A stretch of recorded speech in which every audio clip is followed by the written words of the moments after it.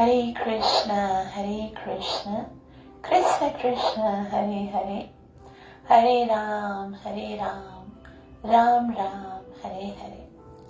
ग्रंथराज श्रीमद् भगवत गीता यथारूप की जय। नित्य लीला प्रवेश में चरणारविंद भक्तिवेदांत स्वामी श्रीला प्रभुपाद की जय। Srimad Bhagavad Gita chapter number 1 verse number 28 से आज हम प्रारंभ करेंगे और इस आध्यात्मिक जगत में प्रवेश करने से पहले गुरु और गौरंग से कृपा की याचना करते हुए मंगलाचरण करेंगे, ताकि हम जो कुछ श्रवण करने वाले हैं उसका हमें पूरा लाभ प्राप्त हो सके, जो कि है कृष्ण प्रेम की प्राप्ति। ओम ज्ञानतिमिरन्धस्य ज्ञानाञ्जनशलाकया चक्षुरुन्मीलितं येन तस्मै श्रीगुरुवे नमः। श्रीचैतन्यमनोभीष्टं स्थापितं येन भूतले स्वयं रूपः कदा मह्यं ददाति स्वपदान्तिकं।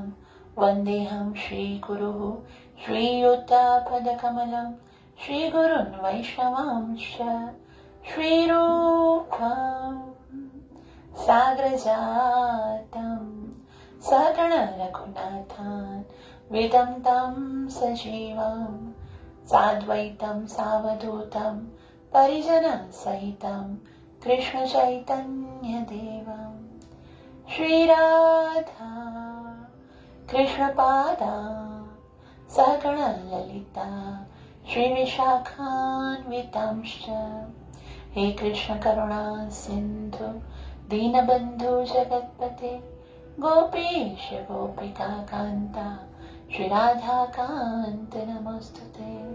तप्त कांचन गौरंगे राधे वृंदावनेश्वरी वृषभानुसुत देवी प्रणमामि हरिप्रिये।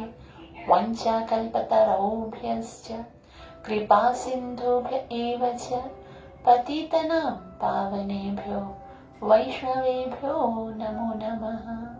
श्री कृष्ण चैतन्य प्रभु नित्यानंद श्री अद्वैत गदाधर श्रीवासदि गौर भक्तवृंद। हरे कृष्ण कृष्ण कृष्ण हरे हरे, हरे राम राम राम हरे हरे। ग्रंथराज श्रीमद् भगवत गीता मात की जय।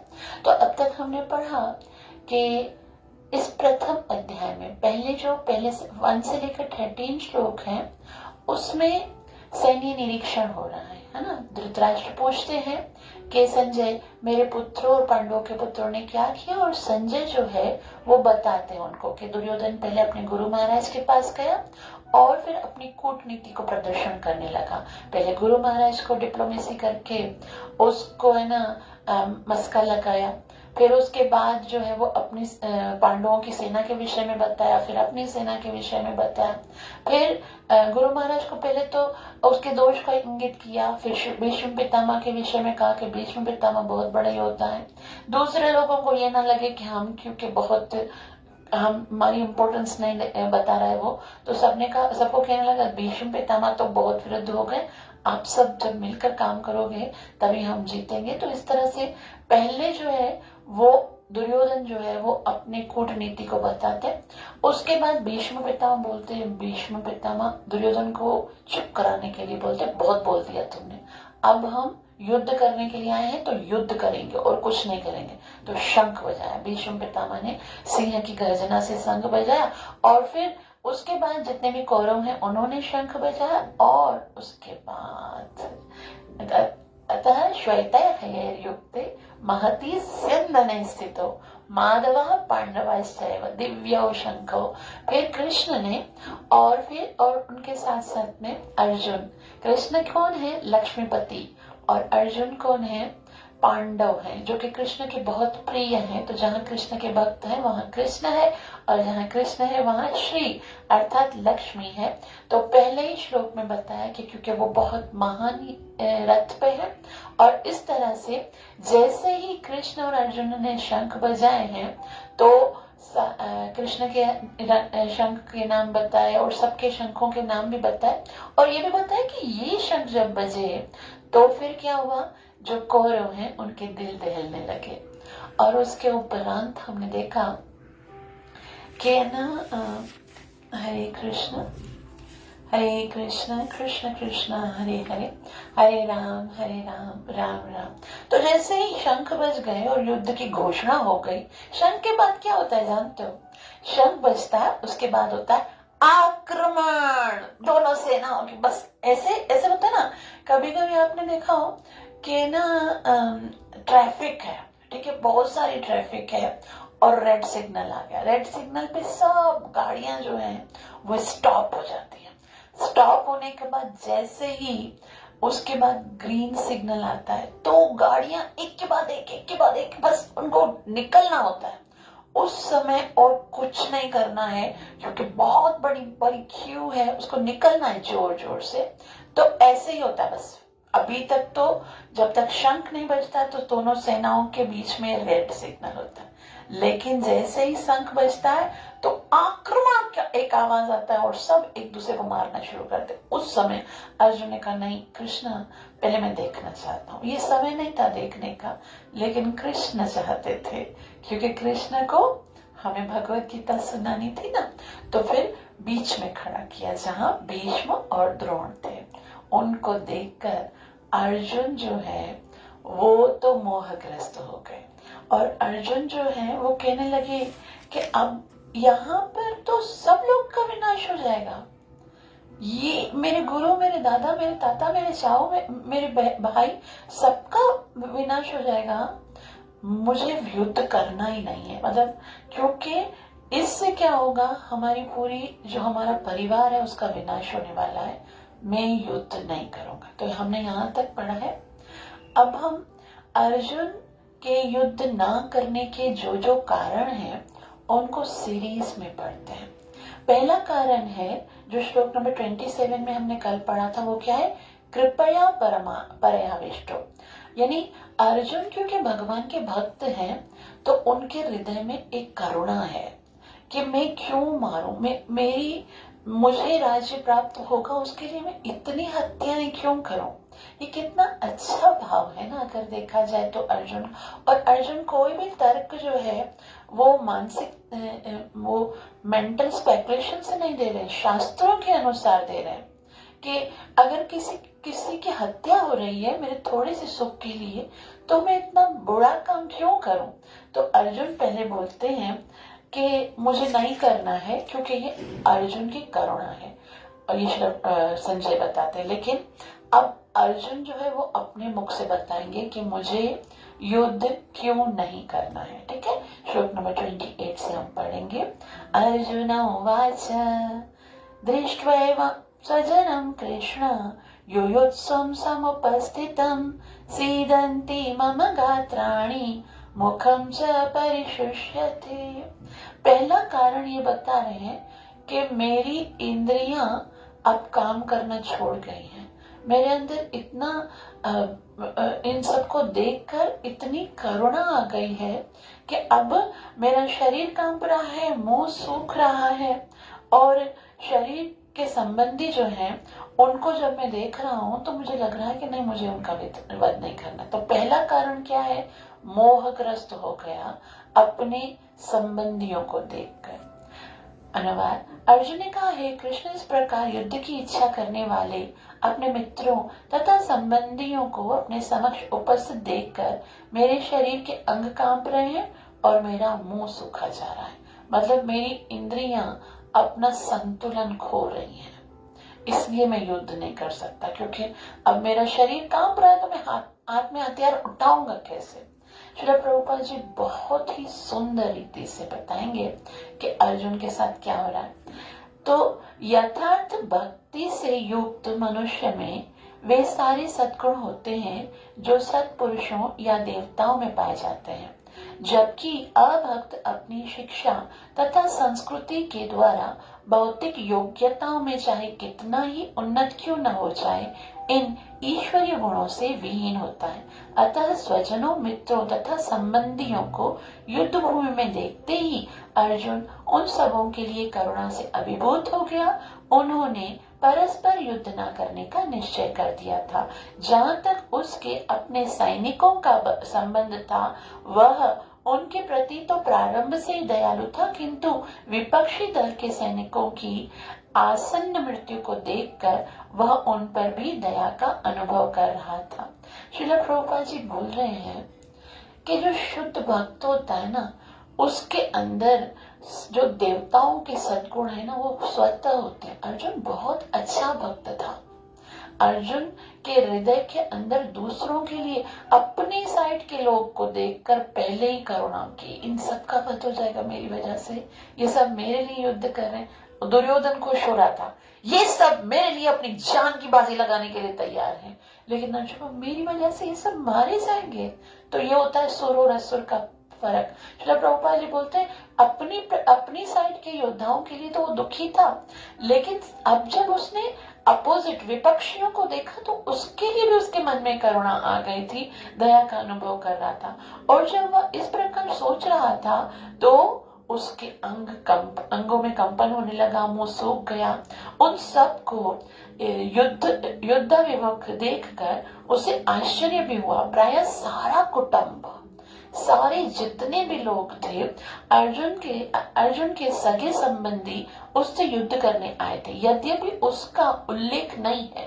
श्रील प्रभुपाद जी बोलते ऐसे तो नहीं लिखा हुआ है, किंतु तो भी सहज अनुमान लगाया जा सकता है कि न केवल उसके अंग कांप रहे थे, मुंह सूख रहा था, अपितु वह दयावश रुदन भी कर रहा था कि मेरी वजह से उसको रोना आ रहा था कि ये इतना बड़ा नरसंहार मेरी वजह से, मैं युद्ध नहीं करूंगा तो युद्ध होगा नहीं, इसलिए अर्जुन जो है वो दुखी हो रहा था।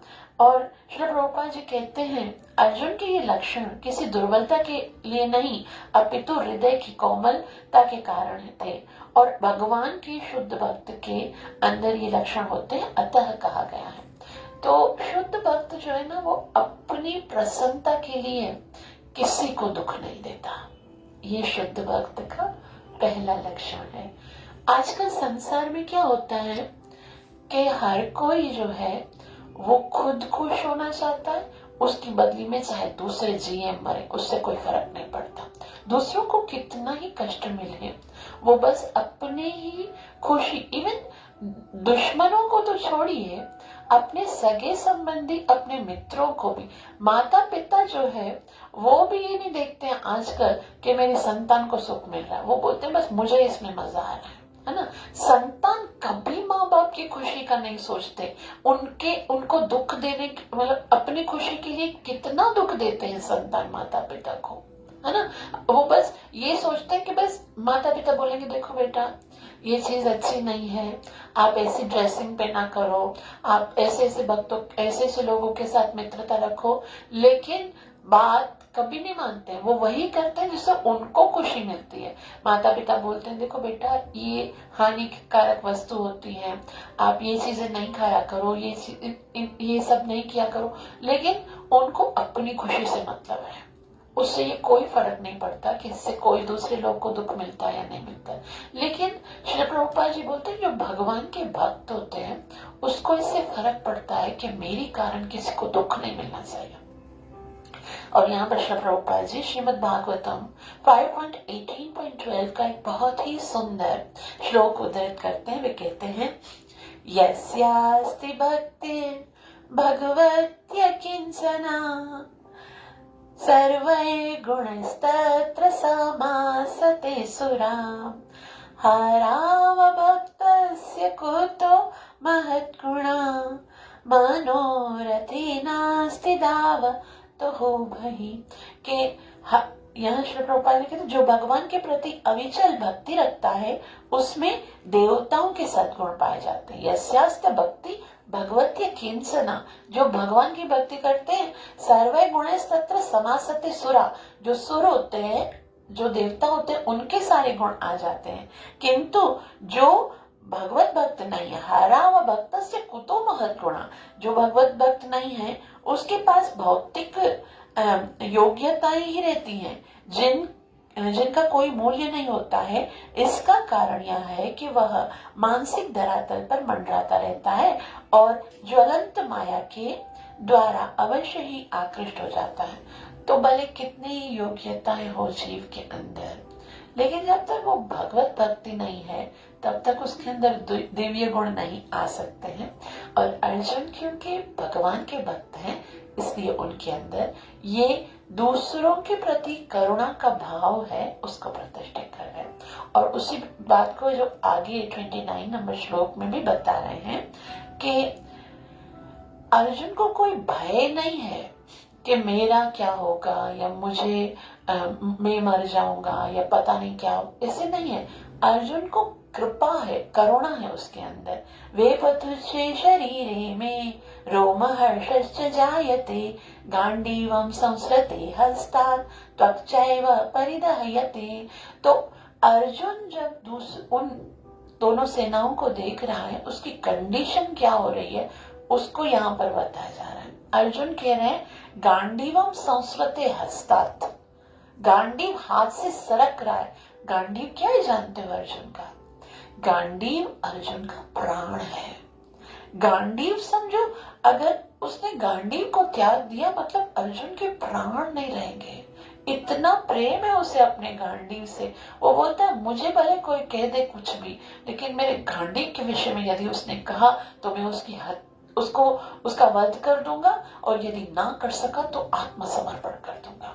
इतना प्यार है उसे अपने गांडीव से, लेकिन आज वो अपने गांडीव को भी नहीं पकड़ पा रहा है और कहता है कि मेरा सारा शरीर कांप रहा है, मेरे रोंगटे खड़े हो रहे हैं, मेरा गांडीव धनुष मेरे हाथ से सरक रहा है और मेरी त्वचा जल रही है शरीर में। अभी श्रील प्रभुपाद जी बोलते हैं कि आज हम अर्जुन को देख रहे हैं कि उसके अंदर भी अष्टविकार आ रहे हैं, लेकिन ये अष्टविकार दो प्रकार से आते हैं। कैसे आते हैं?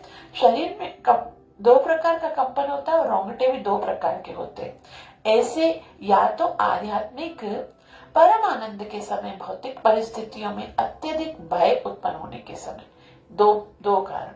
आध्यात्मिक परमानंद, कोई बहुत बहुत आध्यात्मिक लेवल पर परम आनंद को, जैसे कभी बहुत ही सुंदर एक्सटैटिक कीर्तन हो रहा होता है, बहुत बहुत भक्त जो है उसके अंदर आनंद महसूस करते हैं, और फिर क्या होता है उनको कंपन होने लगता है और फिर उनके आंसू निकलने लगते हैं, श्वेत अश्रुपात होने लगता है।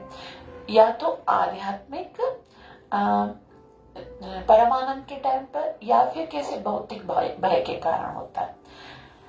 तो दिव्य साक्षात्कार में कोई भय नहीं है। इस अवस्था में अर्जुन के जो लक्षण है भौतिक भय अर्थात जीवन की हानि के कारण है। अर्जुन के, श्री प्रभुपाद जी बोल रहे हैं, अर्जुन को अभी जो है वो आध्यात्मिक आनंद नहीं आ रहा है। ऐसा नहीं है कि वो भगवान के प्रेम में विह्वल हो रहा है। उसको ये जो उसकी मानसिकता क्या है अभी, कि वो क्या कर रहा है, जीवन की हानि। उसके अर्जुन के युद्ध न करने का पहला कारण क्या है? करुणा। और दूसरा कारण है वो भौतिक भय अर्थात जीवन की हानि का कारण, के इस भौतिक जगत में जितने भी जीव हैं उनके जीवन की हानि हो जाएगी। इस अवस्था में अन्य लक्षणों से भी यह स्पष्ट होता है वह इतना अधीर हो गया है कि उसका विख्यात धनुष गांडीव उसके हाथ से सरक रहा है और उसकी त्वचा में जलन उत्पन्न हो रही है। ये सब लक्षण देहात्म बुद्धि के कारण है। तो उसका अर्जुन का युद्ध ना करने का दूसरा कारण ये है कि उसको आध्यात्मिक ज्ञान नहीं है ना। वो क्या करना है देहात्म बुद्धि में, कि अगर युद्ध हुआ तो फिर इन सब जीवों का जीवन नष्ट हो जाएगा, मर जाएंगे।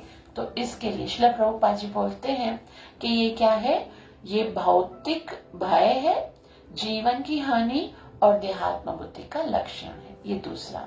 और आगे भी उसी चीज को वो आगे बढ़ा रहे हैं कि अर्जुन, यहाँ पर हमें ये समझना है कि अर्जुन का मोह का कारण क्या है? भौतिक वस्तुओं की प्रति या भौतिक व्यक्तियों के प्रति उनकी आसक्ति है। आसक्ति के कारण क्या क्या परिणाम निकलता है, इस छोटे से श्लोक नंबर 30 के तात्पर्य में श्री प्रभुपाद जी बहुत कुछ बताएंगे। श्लोक पढ़ेंगे। न च शक्नोम्यवस्थातुं भ्रमतीव च मे मन निमित्तानि च पश्यामि विपरीतानि केशव। मैं यहाँ अब और अधिक खड़ा रहने में असमर्थ हूँ। मैं अपने आप को भूल रहा हूँ और मेरा सिर चकरा रहा है। हे कृष्ण, मुझे तो केवल अमंगल के कारण दिख रहे हैं। मतलब मुझे कोई अच्छा कारण दिख ही नहीं रहा है। मतलब अर्जुन को भगवान की खुशी, भगवान की इच्छा दिख नहीं रही है। यहाँ पर उसको खाली क्या दिख रहा है, या तो मुझे राज्य मिलेगा या तो उन्हें राज्य मिलेगा। हानि होगी जीवों की, तो ना मुझे राज्य चाहिए ना ही उनको राज्य देने के लिए ना ही मैं ये नहीं सोच रहा हूं कि मुझे राज्य मिले। अगर उनके पास राज्य है तो भले हो, जीवों की हानि ना हो। अर्जुन ये चाहता है ना कि लोगों की हानि नहीं होनी चाहिए। तो यहाँ श्री प्रभुपाद जी कहते हैं, अपने अधैर्य के कारण अर्जुन युद्ध भूमि में खड़ा रहने में असमर्थ और अपने मन की इस दुर्बलता के कारण उससे आत्म विस्मृति हो गई थी। कितने कारण हुए? एक तो पहले वो करुणा के कारण नहीं कर सकता था।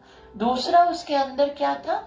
भौतिक जीवों की हानि का भय था उसको, भौतिक वस्तुओं का। और ये है उसका अर्जुन के मोह का तीसरा कारण क्या था कि भौतिक वस्तुओं की आसक्ति। और यहाँ श्री प्रभुपाद जी कहते अधैर्य। उसके अधैर्य के कारण अर्जुन युद्ध भूमि में खड़ा नहीं हो सकता था। और अपने मन की इस दुर्बलता के कारण, उसके मन की दुर्बलता के कारण आत्मविस्मृति हो गई थी। आत्मा के बारे में कुछ नहीं सोच रहा था। आत्मा के विषय में हमने पढ़ा क्या है? आत्मा का कार्य है भगवान की सेवा करना। वो तो ये याद ही नहीं कर पा रहा था। और भौतिक वस्तुओं के प्रति अत्यधिक आसक्ति के कारण मनुष्य ऐसी मोहमयी स्थिति में पड़ जाता। तो इस सब का कंक्लूजन क्या है? भौतिक वस्तुओं के प्रति मोह का कारण है। और यहाँ श्री प्रभुपाद जी एक बहुत ही सुंदर है ना श्लोक कोट करते हैं 11.2.37 में कि भयम द्वितीया विनिवेशत स्यात्, कि ऐसा भय तथा मानसिक असंतुलन उन व्यक्तियों में उत्पन्न होता है जो भौतिक परिस्थितियों में से ग्रस्त होते हैं। तो ये भय किसको प्राप्त होता है? जो भौतिक परिस्थिति में, आज हम देखते हैं ना, प्रत्येक व्यक्ति जो है वो फर्स्टेड है। प्रत्येक व्यक्ति जो है वो दुखी है। क्यों? क्योंकि उसे आध्यात्मिकता का कोई ज्ञान नहीं है। बड़े बड़े एक न्यूज़पेपर में न्यूज आई थी कुछ दिन पहले कि एक व्यक्ति है बॉलीवुड का बहुत ही बड़ा सुपरस्टार, जिसके पास भौतिक जगत में प्रत्येक वस्तु जो एक व्यक्ति सोच सकता है, बहुत सारे बंगलो, बहुत सारा धन, बहुत सारा बैंक बैलेंस, बहुत सारी गाड़ियां, बहुत सारी स्त्रियां, बहुत कुछ है उसके पास भोगने के लिए, लेकिन उसने सुसाइड कर दिया। तो मतलब जब तक हम आध्यात्मिकता से जुड़ते नहीं, आज हम देखते हैं सुसाइड रेट कितना बढ़ा हुआ है, क्योंकि भौतिक वस्तुओं की आसक्ति जो है और देहात्म बुद्धि जो है वो उससे ऊपर सोचने नहीं देती है। बस वहीं पर यदि मेरी इच्छा पूरी नहीं तो फर्स्ट एड होकर जीव अपने शरीर को भी त्याग कर देता है। तो श्री प्रभुपाद जी कहते हैं कि ऐसा भय तथा मानसिक असंतुलन उन व्यक्तियों में उत्पन्न होता है जो भौतिक परिस्थितियों में ग्रस्त है। तो अर्जुन को युद्ध भूमि में केवल दुखदायी पराजय की प्रतीति हो रही थी। बोला था ना, न च शक्नोमि अवस्थातुं भ्रमतीव च मे मनः। मुझे लगता है कि यहाँ पर विपरीतानि केशव, सब कुछ उल्टा होने वाला। वह शत्रु पर विजय पाकर भी सुखी नहीं होगा। निमित्तानि च विपरीतानि, कि अगर मुझे युद्ध में जीत भी मिल जाएगी, अगर मैं विजय भी हो जाऊंगा तो सुखी नहीं हो सकूंगा। जब मनुष्य को अपनी आशाओं में केवल निराशा दिखती है तो वो सोचता है कि मैं यहाँ क्यों हूं। आज भौतिक जगत में ऐसा ही होता है ना, हमको हमेशा लगता है कि ये परिस्थिति मुझे नहीं सूट नहीं कर रही, मुझे यहाँ होना ही नहीं चाहिए, इससे बेहतर मर जाऊं, है ना। तो प्रत्येक प्राणी अपने में तथा अपने स्वार्थ में रुचि रखता है। मेरी पसंद का है तो ठीक है, मेरी पसंद का नहीं है तो फिर मुझे यहाँ नहीं रहना चाहिए। किसी की भी परमात्मा में रुचि नहीं होती है। कृष्ण की इच्छा से अर्जुन अपने स्वार्थ के प्रति अज्ञान दिखा रहा है। वैसे तो अर्जुन जो है वो कृष्ण की इच्छा को समझता है, हमारे जो वास्तविक उद्देश्य है उसको समझ रहा है, लेकिन अभी क्यों अज्ञान दिखा रहा है कि मेरा सर चकरा रहा है, मेरे हाथ से हड्डी निकल रहा है और मेरी त्वचा जल रही है, क्यों कर रहा है? श्रील प्रभुपाद जी कहते हैं कृष्ण की इच्छा से अर्जुन अपने स्वार्थ के प्रति अज्ञानता दिखा रहा है। अब यहाँ पर जो है श्रील प्रभुपाद जी मनुष्य का स्वार्थ बताएंगे। क्या स्वार्थ है? मनुष्य का वास्तविक स्वार्थ तो विष्णु या कृष्ण में निहित है। वास्तविक स्वार्थ क्या है? भगवान की प्रसन्नता। उसी से जीव प्रसन्न हो सकता है। भगवान मूल है और मूल को सिंचने से जिस तरह से वृक्ष के पत्ते और प्रत्येक फल फूल संचित होते हैं, उसी तरह से भगवान को प्रसन्न करने से जीव प्रसन्न होता है। तो वास्तविक जो जीव का लाभ है, मनुष्य का वास्तविक स्वार्थ जो है विष्णु यानी कृष्ण में निहित है। बद्ध जीव इसे भूल जाता है, इसलिए उसे भौतिक कष्ट उठाने पड़ते हैं। अर्जुन ने सोचा कि उसकी विजय केवल उसके शोक का कारण बन सकती है, तो उसने ये तो सोचा ही नहीं कि ये युद्ध कृष्ण की खुशी के लिए हो रहा है। तो उसको यहाँ पर कृष्ण की खुशी तो दिख नहीं रही है ना, उसको क्या दिख रहा है कि यदि ये युद्ध जीतूंगा या फिर हारूंगा तो भी केवल उसके शोक का कारण बनेगा। ये दूसरा कारण है युद्ध मतलब ना करने का, कि उसे भगवान की खुशी दिख नहीं रही है। वो अपने वास्तविक स्वार्थ को भूल गया है। और आगे भी इसी को बोलता है, अर्जुन कहता है मैं ये युद्ध नहीं करना चाहता, क्योंकि मुझे राज्य नहीं चाहिए। क्यों युद्ध नहीं करना चाहता हूँ? क्योंकि मुझे राज्य करने की इच्छा नहीं है। जैसे कभी आपने देखा है कि कोई व्यक्ति हो, कोई माता हो, वो बाहर से किटी पार्टी से आती है ना, और उसने बहुत कुछ खाया होता है। अब घर में तो सब भूखे बैठे हैं, उसका पति भी भूखा बैठा है, उसकी पुत्री भी भूखी बैठी है, घर में सब बैठे हुए हैं कि माता जी आएंगी तो फिर वाइट का पर्सन उसके कॉर्नर वाले कि माता जी आएंगी तो कुछ बना के देंगी, लेकिन वो कहती है कि आज मुझे भूख, पीछे वाला लास्ट,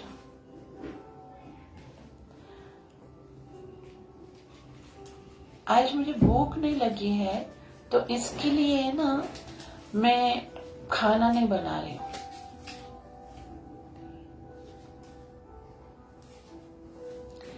तो लेकिन अगर वो हरे कृष्णा सॉरी, तो अगर वो कहती है कि मुझे भूख नहीं लगी तो खाना नहीं बना रही, तो वो ऐसे कैसे कर सकती? दूसरों का तो सोचना चाहिए ना कि दूसरे क्या खाएंगे।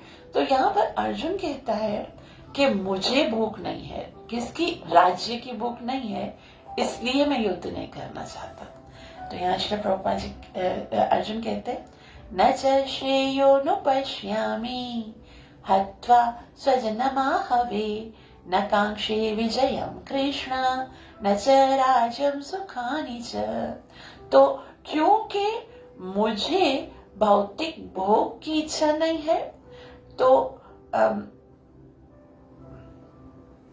मैं युद्ध नहीं करना चाहता। अनुवाद, हे कृष्ण, इस युद्ध में अपने ही स्वजनों का वध करने से ना तो मुझे कोई अच्छाई दिखती है और ना मैं इससे किसी प्रकार की विजय, राज्य या सुख की इच्छा रखता हूं।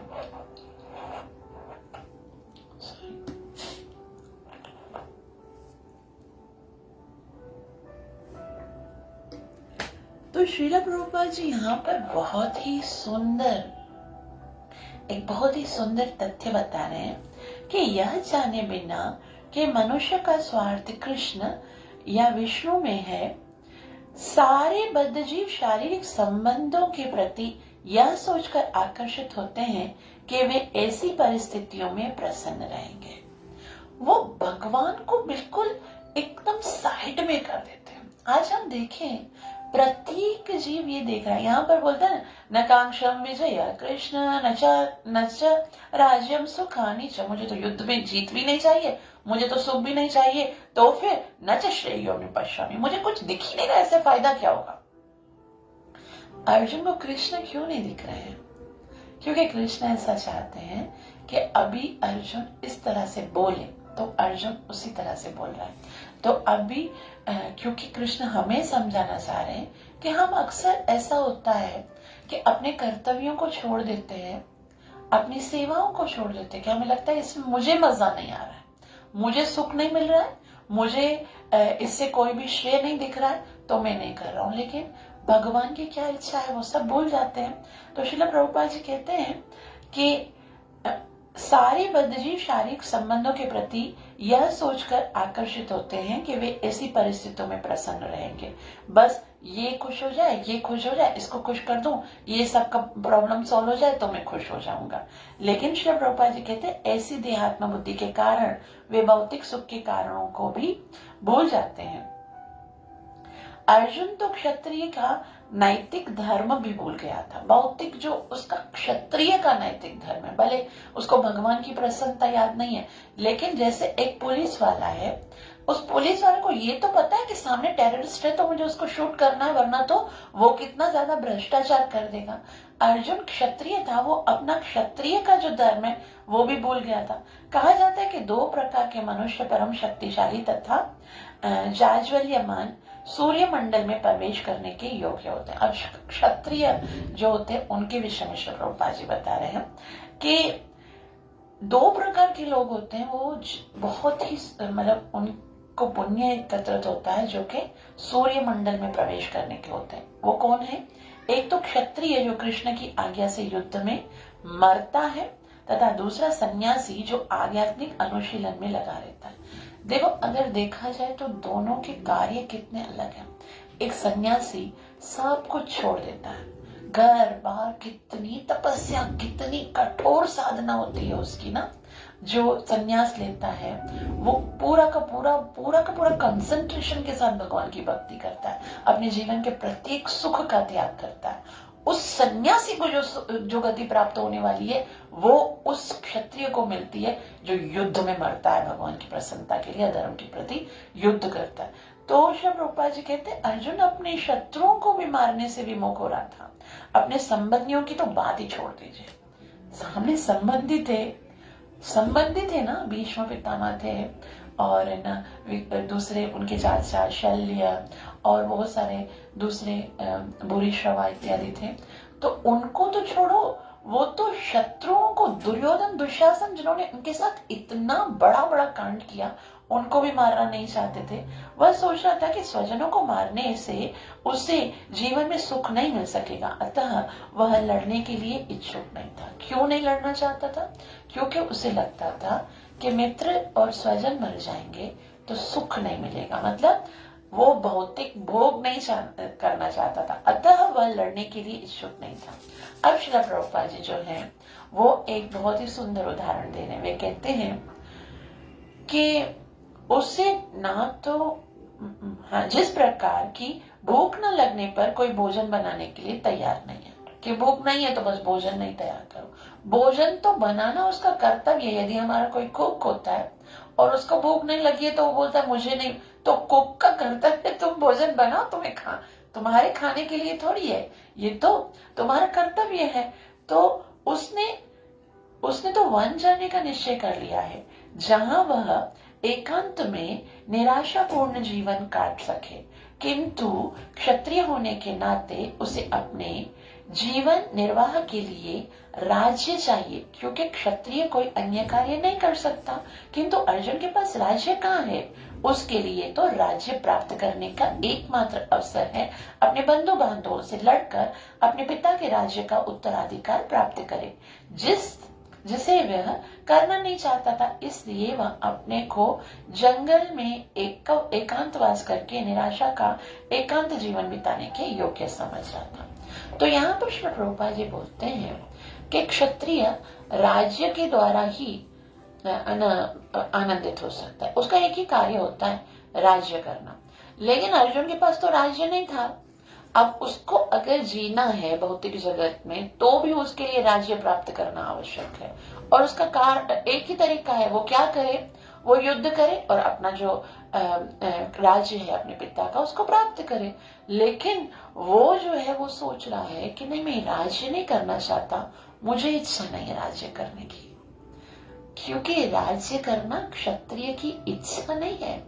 राज्य करना क्षत्रिय का कर्तव्य है। वो अपना कर्तव्य पालन करेगा। जैसे ब्राह्मण का कर्तव्य है कि वो शास्त्र पढ़े, शास्त्र पढ़ाए। उसको बोला मुझे इच्छा नहीं है, मैं शास्त्र नहीं पढ़ूंगा, मुझे इच्छा नहीं है, मैं यज्ञ नहीं करूंगा, तो वो अपने ब्राह्मणत्व से नीचे गिरेगा। वैश्य का कर्तव्य है कि वो व्यापार करे।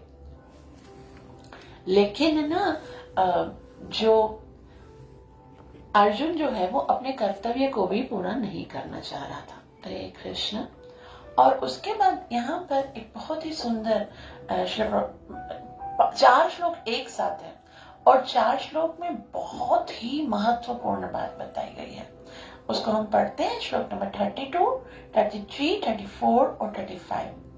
अर्जुन कहते हैं, किम नो राजेन गोविंद किं भोगैर्जीवितेन वा येषामर्थे काङ्क्षितं नो राज्यं भोगा सुखानि च त इमेव स्थिताद् युद्धे प्राणस्त्यक्त्वा धनानि च आचार्याः पितरः पुत्राः तथैव च पितामहः मातुला श्वशुराः पौत्राः शाला सम्बन्धिनस्तथा एतान् हन्तुमिच्छामि ज्ञातोऽपि मधुसूदन अपि त्रैलोक्यराज्यस्य हेतु किं नो मही कृते निहत्य धार्तराष्ट्रान्नः का प्रीति सा जनार्दन। यहाँ पर अर्जुन कहते किम नो राज्य न गोविंद। कितना सुंदर नाम है ना ये गोविंद। श्रील प्रभुपाद जी कहते हैं गोविंद संबोधित किया है और गोविंद का अर्थ इंद्रियों को प्रसन्न करने वाला। अब अर्जुन बोल रहे हैं आप तो गोविंद हो। गोविंद का कार्य है कि वो हमारी इंद्रियों को प्रसन्न करे और आप जानते हो कि इस कार्य करने से मेरी तो इंद्रियां प्रसन्न हो नहीं रही हैं, तो आप मुझे वो कार्य करने के लिए क्यों बोल रहे हो जिसमें कोई आनंद ही नहीं है ना। पहले बोला ना कि मुझे तो इसमें कोई आनंद न च श्रेयोन पश्यामि, मुझे तो इसमें कोई आनंद कोई अच्छाई दिख नहीं रही है, तो आप मुझे वो कार्य करने के लिए बोलो ना जिससे मैं खुश हो जाऊं। आपको तो मुझे ऐसी सेवा देनी चाहिए जिससे मैं आनंदित हूं, और आप मुझे ऐसा झमेले वाला कार्य दे रहे हो। ये कोई कार्य है कि दूसरों को मारूं, दूसरों को काटूं, इतना सारा खून खराब हो। इससे बेहतर आप तो गोविंद हो। गोविंद का काम क्या है? इंद्रियों को संतुष्ट करने वाला, इंद्रियों को आनंद देने वाला। तो इससे अच्छा नहीं है कि आप मुझे ये सेवा दो कि छोड़ो अर्जुन, क्यों युद्ध कर रहे हो, चलो जंगल में जाकर तुम बैठ के भगवान का नाम भजन करो, है ना, ध्यान में बैठ जाओ, समाधि में बैठ जाओ, तो ये और भी अच्छा काम है ना। आप तो गोविंद हो, तो गोविंद को तो हमें खुश करने का काम करना चाहिए। लेकिन श्रील प्रभुपाद जी बोलते खबरदार, गोविंद कोई नौकर नहीं है आपका जो आपको खुश करे। और पहला अनुवाद पढ़ते हैं। हे गोविंद, हमें राज्य सुख अथवा इस जीवन से क्या लाभ, क्योंकि जिन सारे लोगों के लिए हम उन्हें चाहते हैं वे ही इस युद्ध भूमि में खड़े हैं। हे मधुसूदन, हम जब गुरुजन, पितृगण, पुत्रगण, पितामह, मामा, ससुर, पौत्रगण, साले तथा अन्य सारे संबंधी अपना धन एवं प्राण देने के लिए तत्पर हैं और मेरे समक्ष खड़े हैं, तो फिर मैं उन सबको क्यों मारना चाहूंगा, भले ही वे मुझे क्यों न मार डालें। हे जीवों के पालक, मैं उन सबों से लड़ने को तैयार नहीं हूं, भले ही बदले में मुझे तीनों लोग क्यों न मिले। इस पृथ्वी की तो बात ही छोड़ दे, भला धृतराष्ट्र के पुत्रों को मारकर हमें कौन सी प्रसन्नता होगी।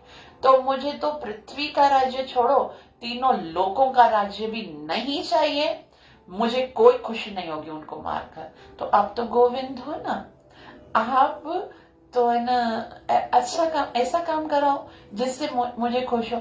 और दूसरी बात ये है कि देखो, अगर हम कुछ प्राप्त करते हैं ना, कुछ मुझे मिलता है, कोई हमारा वैभव होता है, तो उसका आनंद तब आता है जब हम उसका प्रदर्शन करते हैं, है ना। अब जैसे मैं अच्छी ड्रेस पहनती हूँ, तो उसका कारण क्या होगा कि मैं किसी को दिखाऊं। अच्छा, लोग आजकल देखो, सब लोग घर में कैसी ड्रेसेस पहनते हैं। ज्यादातर लोग जो है ना, घर में वो जो है ना, शॉर्ट और टी शर्ट पहनते हैं, क्योंकि उनको उसमें कंफर्ट लगता है। कोई कोई लोग तो पूरा पूरा दिन नाइट सूट पहन के बैठे होते हैं, क्योंकि वो समझते हैं अभी तो कोई देख रहा नहीं है ना घर पे। अगर हम बोलेंगे बेटा ये क्या तुम अच्छी ड्रेस पहनोगे, घर पे कौन देखता है, मतलब किसके लिए पहना जा रहा है। कभी शादी में जाते हैं तो कितना अच्छा अच्छा ड्रेस लेते हैं, कितनी महंगी महंगी ड्रेस लेते हैं। क्यों लेते हैं? ताकि उनको पता है बहुत सारे लोग देखेंगे, कमेंट्स पास करेंगे, है ना। तो मतलब वैभव जो भी होता है वो क्यों, किसके लिए है? वो है दूसरों को दिखाने के लिए। लेकिन युद्ध में तो सब मारे जाएंगे, फिर जो राज्य मुझे मिलेगा, चाहे वो इस पृथ्वी का हो या त्रिलोकी का हो, दिखाऊंगा किसको? तो यहाँ पर श्रील प्रभुपाद जी बता देंगे कि ये राज्य दिखाने के लिए नहीं है। श्रील प्रभुपाद जी के अनुवाद को पढ़ते हैं, बहुत ही महत्वपूर्ण बातें श्रील प्रभुपाद जी बताते हैं। अर्जुन ने भगवान कृष्ण को गोविंद कहकर संबोधित किया, क्योंकि वे गौ तथा इंद्रियों की समस्त प्रसन्नता के विषय हैं।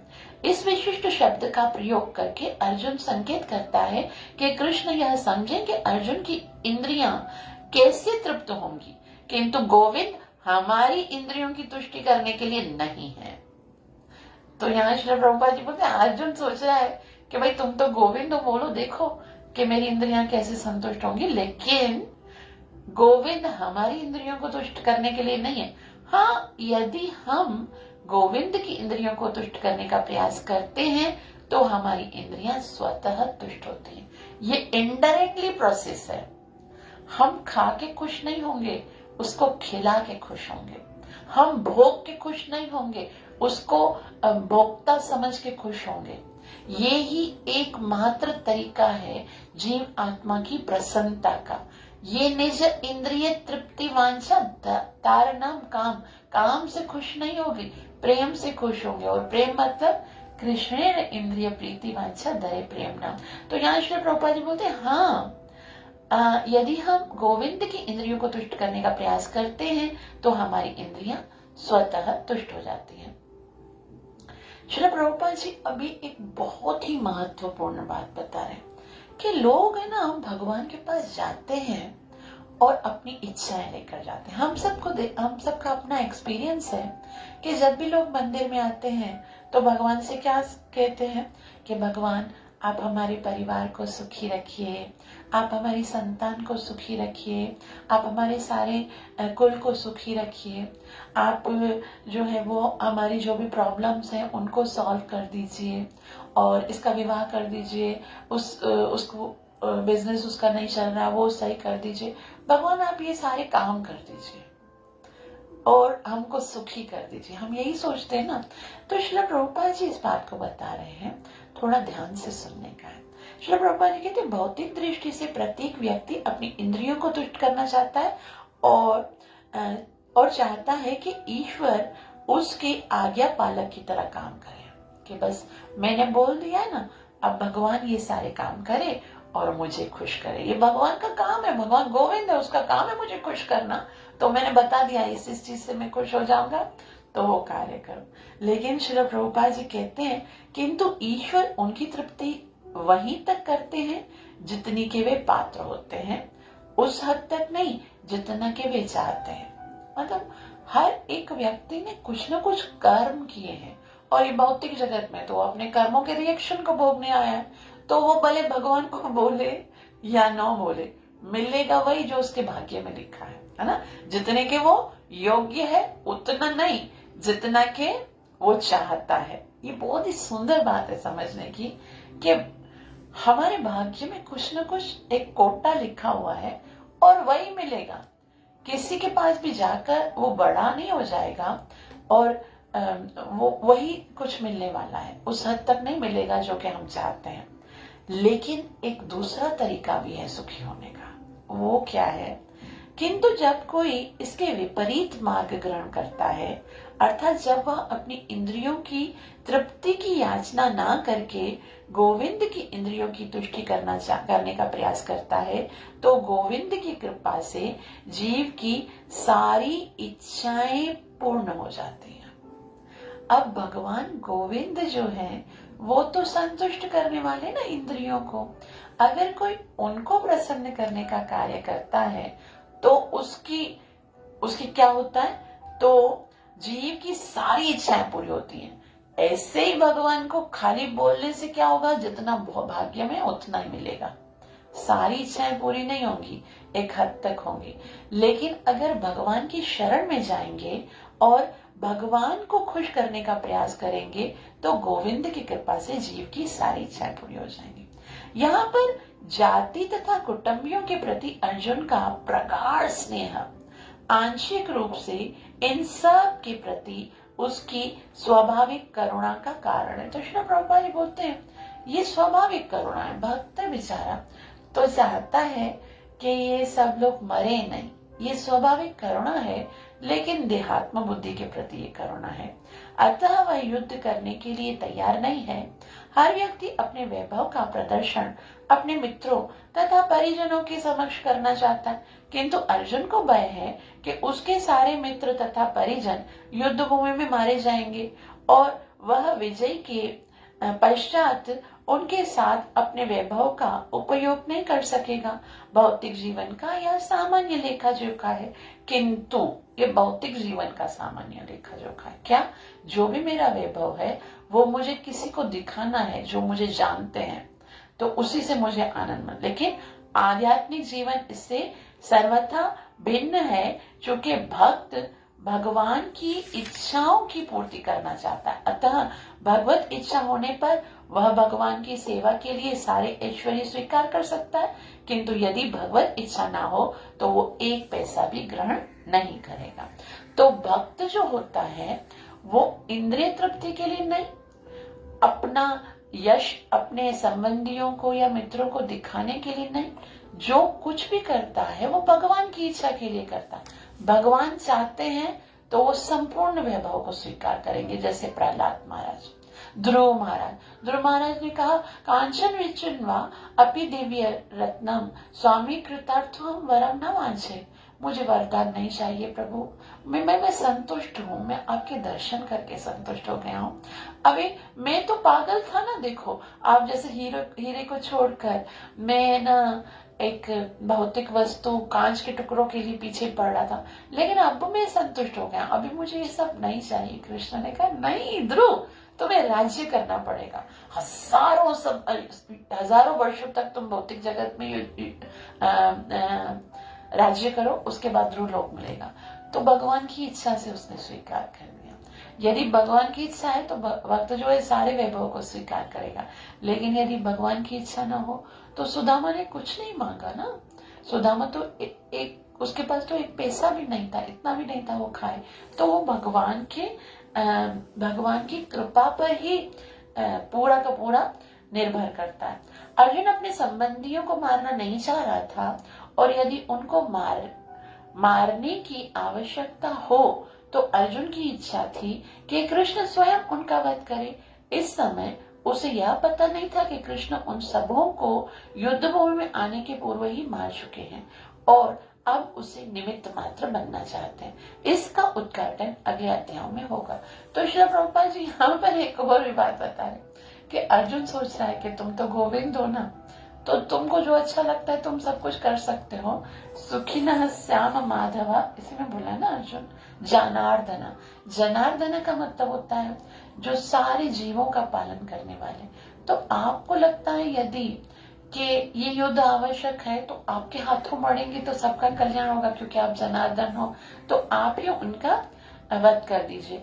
अभी श्री प्रभुपाद जी बोलते हैं अर्जुन को पता ही नहीं है कि ये पहले से कर दे। भगवान श्री कृष्ण कहते हैं आगे चैप्टर नंबर 11 में बताएंगे कि मया वेते निहत्ता पूर्वमेव निमित्त मात्रम भव सव्यसाची, कि ये सव्यसाची तुम्हें केवल निमित्त बनना है, मैंने इसको पहले ही मार दिया है, तो तुम्हें खाली निमित्त ही बनना है। तो श्रील प्रभुपाद जी आगे कहते हैं कि भगवान का असली भक्त होने के कारण अर्जुन अपने अत्याचारी बंधु बांधवों से प्रतिशोध नहीं लेना चाहता है, किंतु यह तो भगवान की योजना थी कि सबका वध हो। अब देखो, भगवान का भक्त होकर भगवान की योजना को नहीं समझ पा रहा है ना?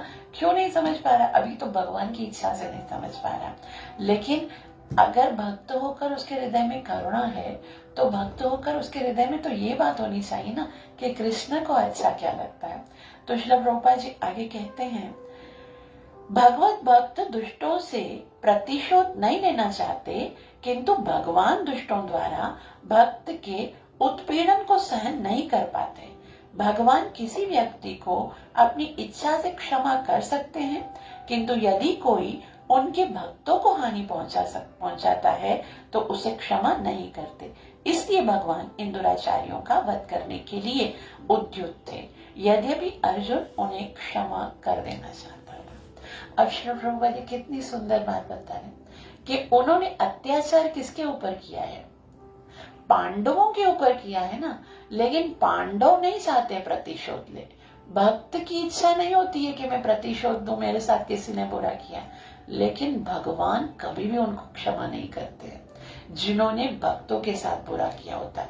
भगवान, यहाँ श्री प्रभुपाद जी कहते हैं कि भगवान किसी व्यक्ति को अपनी इच्छा से क्षमा कर सकते, किंतु यदि कोई उनके भक्तों को हानि पहुंचाता है तो उसे क्षमा नहीं कर सकते। भगवान कर सकते हैं, लेकिन वो कभी भी अपने भक्तों को हानि पहुंचाने वाले को क्षमा नहीं करते। इसलिए भगवान इन दुराचारियों का वध करना चाहते थे।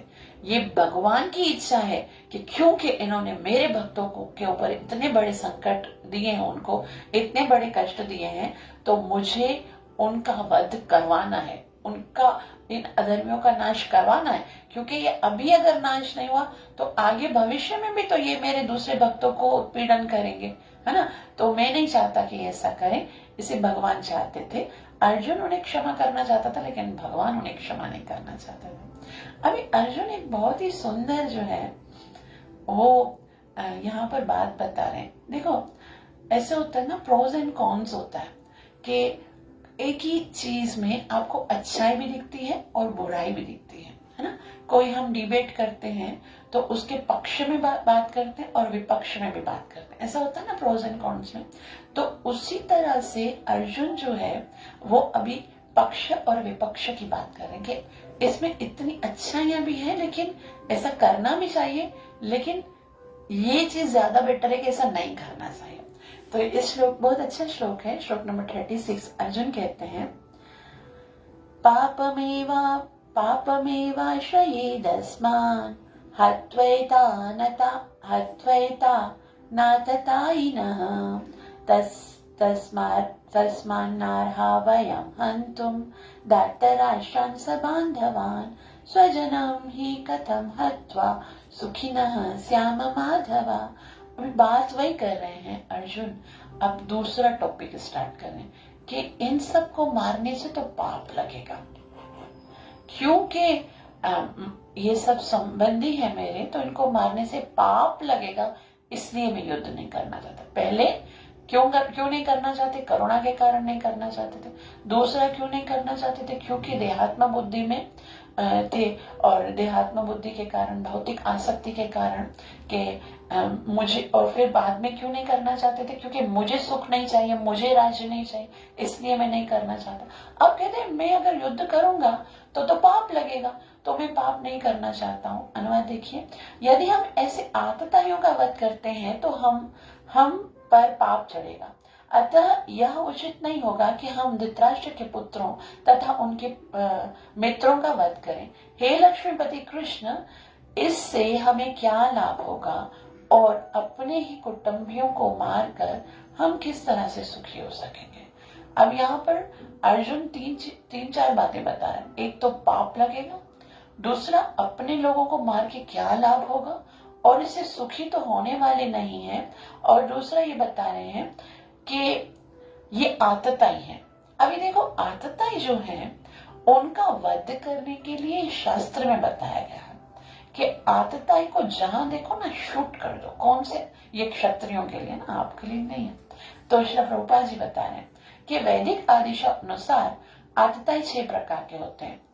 एक विष देने वाला, दूसरा घर में अग्नि लगाने वाला, तीसरा घातक हथियार से आक्रमण करने वाला, चौथा धन लूटने वाला, पांचवा दूसरों की भूमि हड़पने वाला, और छठा पराई स्त्री को का अपहरण करने वाला। ऐसे आतताइयों का तुरंत वध कर देना चाहिए, क्योंकि इनके वध से कोई पाप नहीं लगता। अब श्रील प्रभुपाद जी बता रहे शास्त्र की बात कि आतताइयों का वध करने का कोई पाप नहीं लगता है। इसका वध कर सकते हैं। आतताई किसको बोलते हैं? तो आतताई के 6 प्रकार बताए। अगर हम कौरवों के अंदर देखें तो ये 6 ही काम किए थे उन्होंने। पहला क्या है? विष देने वाला, उन्होंने भीम को विष के लड्डू खिलाए थे। दूसरा क्या है? घर में अग्नि लगाने वाला, लाक्षागृह में अग्नि लगा के उन्होंने सारे पांडवों की हत्या करने का प्रयास किया। घातक हथियार से आक्रमण करने वाला, कई बार उन्होंने घातक हथियार से आक्रमण करने का प्रयास किया। धन लूटने वाला, उनका सारा धन तो वो लूट ही गए थे। दूसरे की भूमि हड़पने वाला, हस्तिनापुर के राज्य पर अधिकार पांडवों का था, लेकिन उन्होंने उसको भी छीन लिया था। और पराई स्त्री पर का अपहरण करने वाला, द्रौपदी के साथ उन्होंने कितना बुरा व्यवहार किया था, है ना। बड़ी सभा में उसको निर्वस्त्र करने का प्रयास किया, और जब वो वहां पर विराट नगर में थी तो उसका अपहरण करने का भी प्रयास किया गया। तो श्रील प्रभुपाद जी बोलते ऐसे आतताइयों का वध करने से पाप ही नहीं लगता है, उनको देखते ही मार देना चाहिए। आतताइयों का इस तरह से वध करना किसी सामान्य व्यक्ति को शोभा दे सकता है, किंतु अर्जुन कोई सामान्य व्यक्ति नहीं है, वह स्वभाव से साधु हैं, अतः वह उनके साथ साधुवत व्यवहार करना चाहते हैं। अब यहाँ श्री प्रभुपाद जी बोलते हैं कि अर्जुन ने क्या कहा कि पापमेवा शयेदस्मान् हत्वैता न आतताइना, कि क्योंकि हम दूसरे लोग जो साधारण लोग होते हैं वो भले ही किसी आतताई को माफ कर दें, सॉरी मार डालें, लेकिन हम तो साधु है ना, तो जो भक्त होते हैं उनको नहीं मारना चाहिए। भक्तों का एक अलग है ना व्यवहार होना चाहिए। जो शुद्ध लोग होते हैं, जो मतलब साधुवत लोग होते हैं, उनको आतताइयों को मारना नहीं चाहिए। श्रील प्रभुपाद जी बोलते हैं अच्छा ऐसा है, तुम उससे बड़े साधु हो जिसे राम कहते हैं। श्री राम जब इस भौतिक जगत में आए मर्यादा पुरुषोत्तम बनकर, क्या वो साधु नहीं थे? लेकिन वो साधु होते हुए भी, सचरित्र मर्यादा पुरुषोत्तम होते हुए भी, उसने जब रावण ने सीता को हरण किया तो उस रावण को माफ कर दिया क्या? ठीक है, रावण को माफ नहीं, रावण के साथ युद्ध किया उसने, और रावण को मजा चखाया कि किसी के साथ अगर इस तरह का व्यवहार करते हैं तो उसका क्या रिजल्ट निकलता है। तो जब राम इतने साधु होकर भी रावण जैसे आतताई का वध करते हैं, तो तुम तो फिर क्षत्रिय हो, तुम्हें भी ऐसा करना चाहिए। श्रील प्रभुपाद जी बताते हैं यहाँ पर कि वह स्वभाव से साधु था, अतः उसको उसके साथ साधुवत व्यवहार करना चाहता था, किंतु इस प्रकार का व्यवहार क्षत्रिय के लिए उपयुक्त नहीं है। यद्यपि राज्य के प्रशासन के लिए उत्तरदायी व्यक्ति को साधु प्रकृति का होना चाहिए, किंतु उसे कायर नहीं होना चाहिए। बहुत कोशिश की थी, भगवान खुद गए थे संधि दूत बनकर, लेकिन दुर्योधन अपने हठधर्मी से नहीं उतरा था। तो यहाँ श्री प्रभुपाद जी कहते हैं उदाहरणार्थ भगवान राम इतने साधु थे कि आज भी लोग राम राज्य में रहना चाहते हैं, किंतु उन्होंने कभी कायरता प्रदर्शन नहीं की। रावण आतताई था, क्योंकि वह राम की पत्नी सीता का अपहरण करके ले गया था, किंतु राम ने उसे ऐसा पाठ पढ़ाया कि विश्व इतिहास में बेजोड़ है। अर्जुन के प्रसंग में विशिष्ट प्रकार के आतताई से भेंट होती है। ये हैं उसके निजी पितामह। अब यहाँ पर क्या है, दूसरी बात श्री प्रभुपाद जी बता रहे कि ठीक है, अर्जुन बोलता है कि रावण को राम ने मारा था ना, तो रावण तो असुर था, वो उसके कुटुंब का थोड़ी था, लेकिन मेरे साथ अलग है ना, क्योंकि सामने जो आतताई है वो मेरे अपने हैं, मेरे पितामह है, मेरे गुरु है, मेरे भाई है, मेरे साले, मेरे ये सब मेरे हैं ना, तो उनके साथ मैं वैसा व्यवहार नहीं कर सकता जैसा राम ने रावण के साथ किया था। तो श्रील प्रभुपाद जी कहते हैं कि अर्जुन के प्रसंग में विशिष्ट प्रकार के आतताइयों से भेंट होती है। ये हैं उसके निजी पितामह, आचार्य, मित्र, पुत्र, पौत्र इत्यादि। इसे अर्जुन ने विचार किया कि उनके प्रति वह सामान्य आतताइयों जैसा कटु व्यवहार ना करे। इसके अतिरिक्त साधु पुरुषों को तो क्षमा करने की सलाह दी जाती है। साधु पुरुषों के लिए ऐसे आदेश किसी राजनीतिज्ञ आपातकाल से अधिक महत्व रखते हैं। इसलिए अर्जुन ने विचार किया कि राजनीतिक कारणों से स्वजनों का वध करने की अपेक्षा धर्म तथा सदाचार की दृष्टि से उन्हें क्षमा कर देना श्रेष्ठ कर होगा। अतः क्षणिक शारीरिक सुख के लिए इस तरह वध करना लाभप्रद नहीं होगा। अंततः जब सारा राज्य तथा इससे प्राप्त सुख स्थायी नहीं होता है, तो फिर अपने स्वजनों को मारकर वह अपने ही जीवन तथा शाश्वत मुक्ति को संकट में क्यों डाले। अब यहाँ पर श्रील प्रभुपाद जी बहुत ही सुंदर बात बता रहे हैं। देखो, अलग अलग प्रकार के शास्त्र होते हैं। एक होता है नीति शास्त्र, दूसरा होता है अर्थशास्त्र, तीसरा होता है धर्म शास्त्र। अभी उनके अंदर अलग अलग समय में अलग अलग जो होता है आदेश होता है। आतताई को देखकर नीति शास्त्र कहता है मार डालो। नीति शास्त्र जो है ना, वो बिल्कुल भी उसके ऊपर करुणा की बात नहीं करता। उसने गलत किया, उसको मार डालो, ठीक है। लेकिन अर्थशास्त्र जो है ना, वो थोड़ा सा उसमें थोड़ा फ्लेक्सिबल होता है। वो बोलता है कि ठीक है, उसने अपराध किया है, वो आतताई है, लेकिन उसको सुधरने का मौका दो, जान से मत मारो, दंड दो, ताकि वो आगे चल के ऐसा ना करे। लेकिन जो धर्म शास्त्र है वो क्या कहता है, क्षमा ही धर्म है। आपके साथ अगर कोई बुरा करे ना, तो उसको क्षमा कर दो, उसको मारो नहीं, उसको दंड नहीं, बस उसको क्षमा कर दो, हृदय से क्षमा कर दो। तो अर्जुन ने सोचा, नीति शास्त्र भले बोलता है मार डालो, अर्थशास्त्र भले बोलता है दंड दो, लेकिन मैं तो धर्म शास्त्र को फॉलो करूंगा। मैं उनको क्षमा करना चाहता हूँ, क्योंकि क्षमा तो वास्तविक है। वास्तविक धर्म तो क्षमा ही है ना। केवल ये थोड़े समय के लिए मुझे राज्य मिलेगा, मैं भी तो मर जाऊंगा, इसके लिए मैं क्यों इनको मारूं। लेकिन अर्जुन यहाँ तक कि शास्त्रों को जानते थे। एक शास्त्र उससे भी बड़ा होता है जो कि धर्म शास्त्र के भी ऊपर है। अर्जुन को बाकी सारे शास्त्रों का पता था, मगर उस शास्त्र का पता नहीं था जिसे आध्यात्मिक शास्त्र कहते हैं, और जिसके अंदर आध्यात्मिक लाभ होता है। ये सब किसके लिए है, भौतिक लाभ के लिए है। लेकिन आध्यात्मिक शास्त्र वो होता है जो ये कहता है कि चाहे मारना पड़े या छोड़ना पड़े, तो वही करो जो कृष्ण चाहते हैं। मतलब जो भगवान चाहेंगे वो ही हमें करना है इसमें, और भले चाहे कितना ही धर्म को त्यागना पड़े, चाहे अधर्म को अपनाना पड़े, भगवान ने जो आदेश दिया उसको पालन करना है। जैसे अगर देखा जाए तो इस युद्ध भूमि में सारे लोगों को धर्म से थोड़ी ना मारा गया था, है ना। कर्ण का तो पहिया फंस गया था, फिर भगवान बोलते मारो उसको, है ना। हालांकि युद्ध नीति में ये थोड़ी होता है कि कोई अगर योद्धा जो है वो रथ से नीचे उतरा हुआ है या अपने रथ को निकाल रहा है तो उस पर बाण नहीं चलाते, लेकिन भगवान ने आदेश दिया मार डाला। और उसके बाद द्रोणाचार्य गुरु महाराज थे ना, वो तो मर ही नहीं सकते थे। उसने बोला जब तक मेरे हाथ में हथियार होगा ना, मुझे कोई नहीं मार सकेगा। तो फिर कृष्ण ने एक गज जिसका नाम अश्वत्थामा था उसको मरवा दिया और बोला अश्वत्थामा मारा गया। युधिष्ठिर महाराज कभी झूठ भी नहीं बोलते, उसके मुख से कहलवा दिया अश्वत्थामा मारा गया। तो और भीष्म पितामह का भी जिस तरह से अर्जुन ने उनको परास्त किया, वो भी एक तरीका। क्योंकि वो खुद उनसे जाकर, द्रौपदी से जाकर उनका भेद पूछने गए। तो ये सारे अगर देखा जाए धर्मशास्त्र के तो विरुद्ध है, लेकिन यहाँ पर कौन सा शास्त्र चल रहा है? यहाँ पर आध्यात्मिक शास्त्र, जो कृष्ण चाहता है उसी में कल्याण है।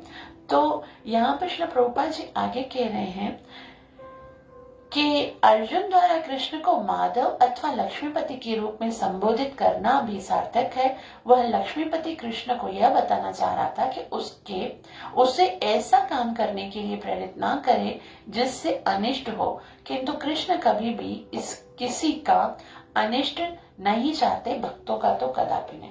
तो यहाँ पर बोले ना श्याम माधवा, कि अब तो माधव हो, तो माधव तो लक्ष्मीपति हैं, श्रेय देने वाले, और इससे तो मेरी कितनी हानि होने वाली, अनिष्ट होने वाला, तो ये काम मुझे नहीं करवाओ।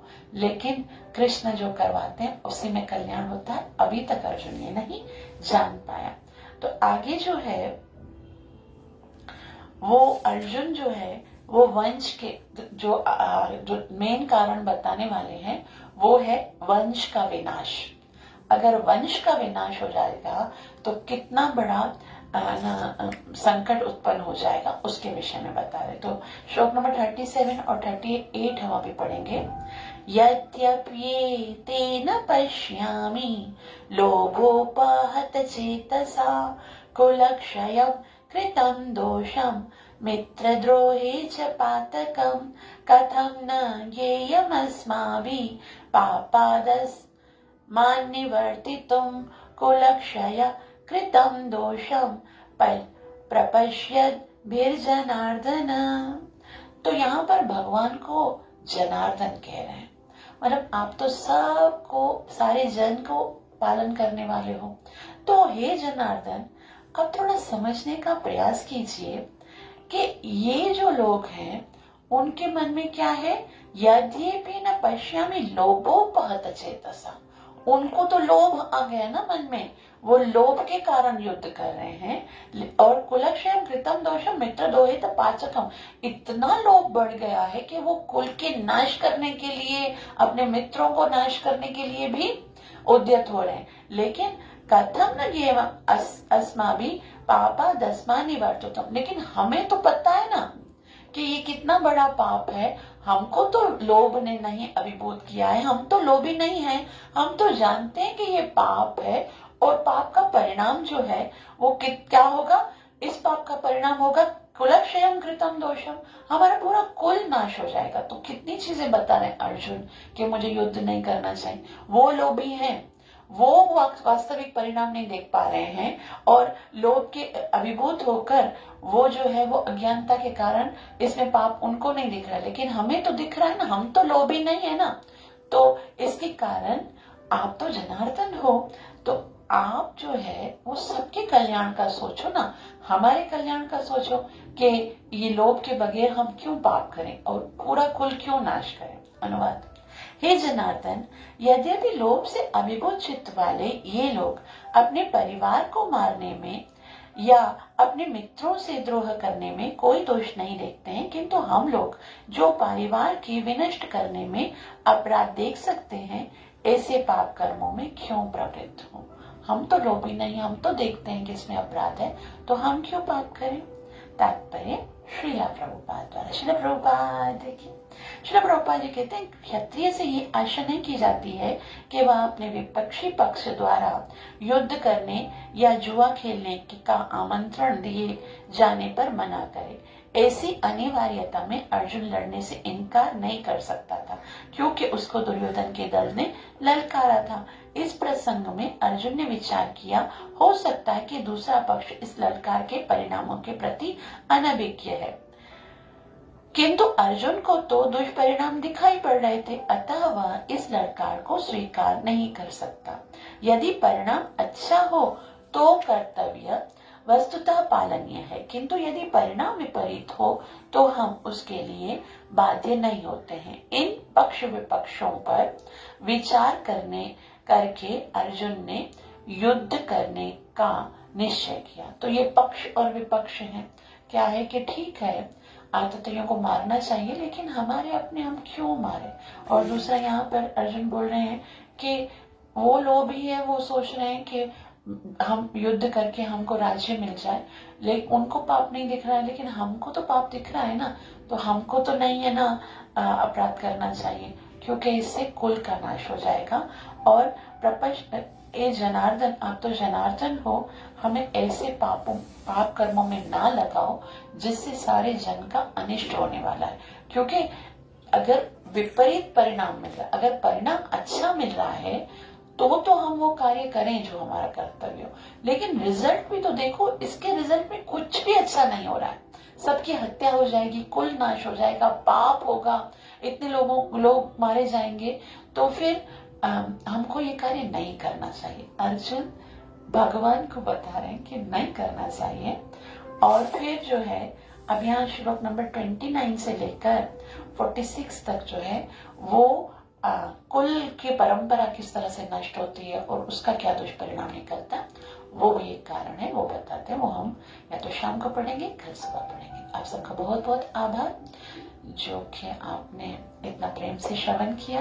कृपया मुझे आशीर्वाद अवश्य दीजिएगा कि मैं अपनी सेवा और साधना को अच्छे से कर सकूं और निरपराध भाव से गुरु और कृष्ण को प्रसन्न करने के लिए हरिनाम का जप कर सकूं। ग्रंथराज श्रीमद् भगवद गीता यथारूप की नित्य लीला प्रवेश में चरणारविंद भक्तिवेदांत स्वामी श्रीला प्रभुपाद की जय हो।